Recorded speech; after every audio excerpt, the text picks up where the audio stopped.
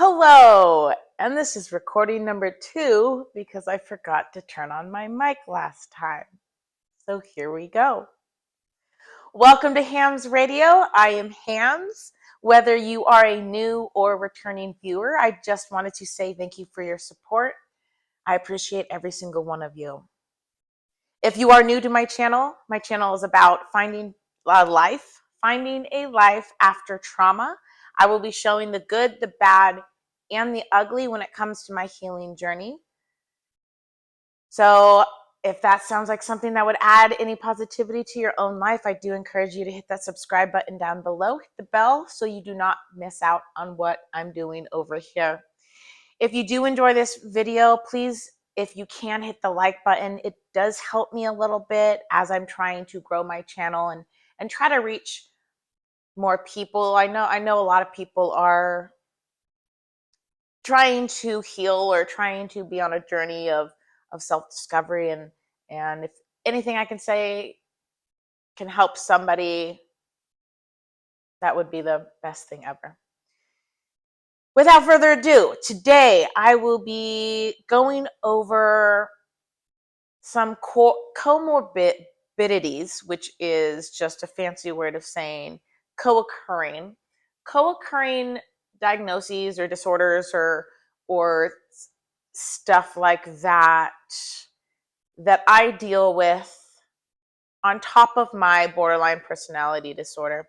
When it comes to borderline personality disorder, people, I believe it was 91% of people with borderline personality disorder have at least one or have one comorbidity, co-occurring diagnosis or whatever along with it. So I'm going to be going over the 7 that I have been blessed with when it comes to my borderline personality disorder.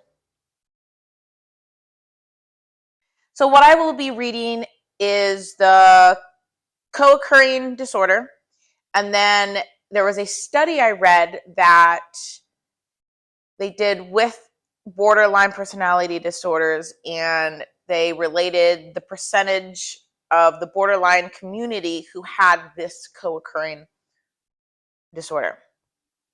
So the number I'm reading is the percentage of borderlines that had this disorder as well. So when it came to an eating disorder, 7 to 26% of people with BPD have a eating disorder. Alcohol and drug dependency or substance abuse, 50 to 65% of people with BPD have substance abuse. Number 4 is sex addiction. They did not list a percent for that. PTSD, 47 to 56% people with borderline have PTSD.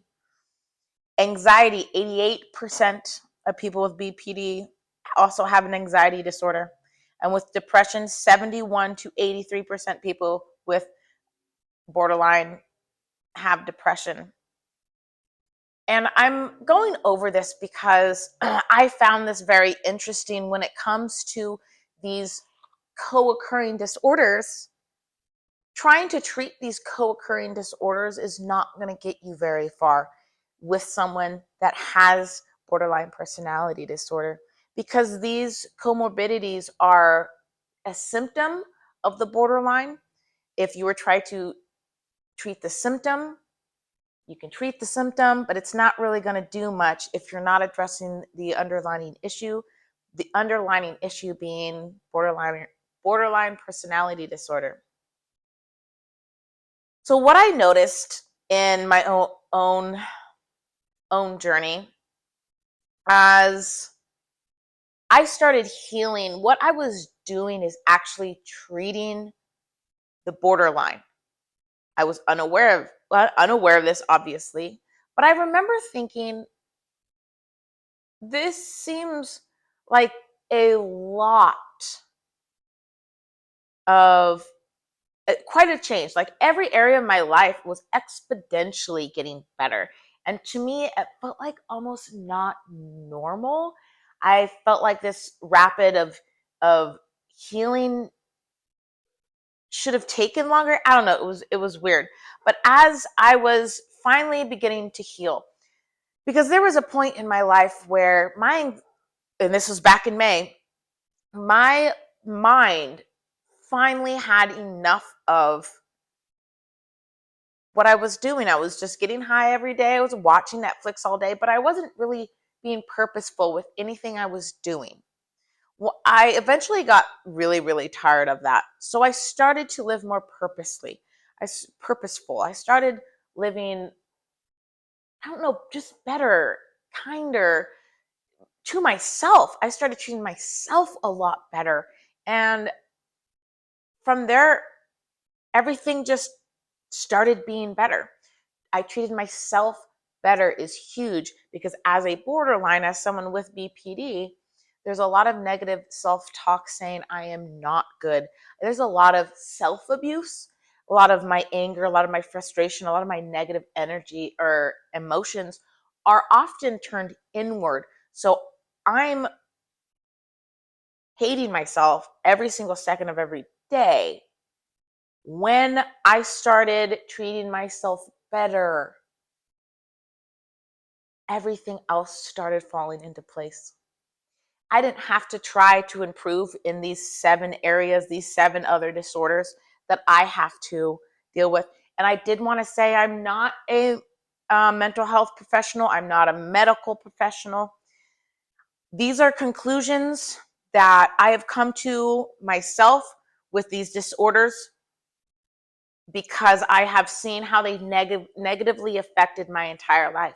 I remember a diagnosis is only so that you can have a treatment plan. So diagnosed or not, I can see the way all 7 of these comorbidities has negatively affected my life. And treating the borderline, when I started treating myself better, is when everything started becoming better. These symptoms I have of my borderline became better. They started falling off, like the alcohol and the drug and the sex. They fell off. I don't do them anymore at this time. The eating disorder, I think it's the last one I that really has a hold over me.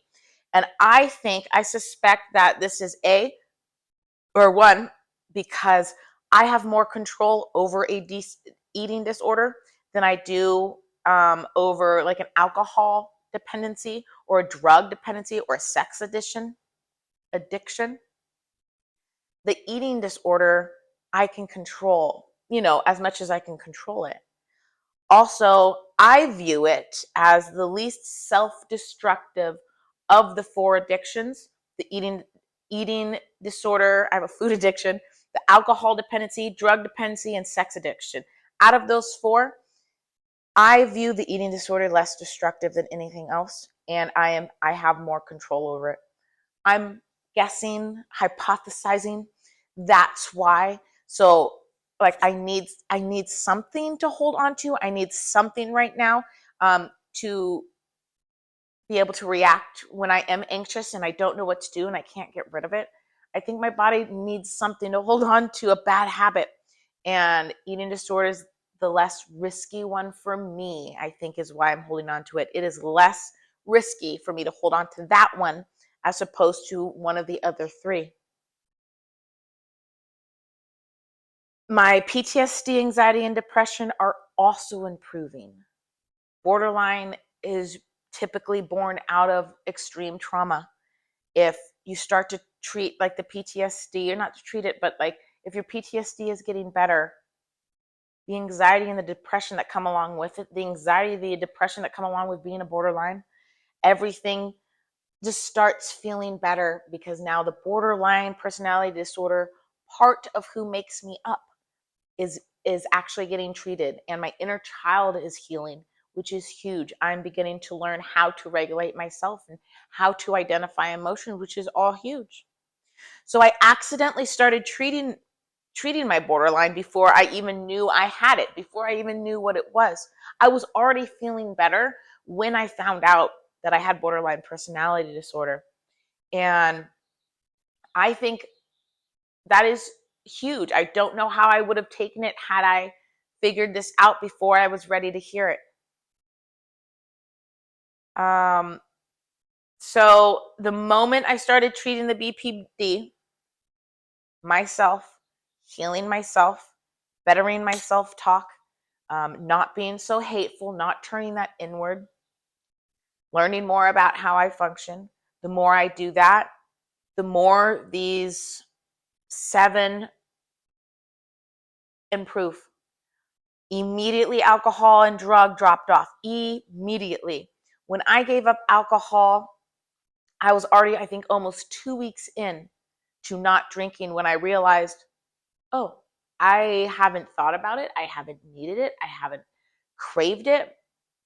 And I think it was just a realization that alcohol no longer serves a purpose in my life. I do not need it.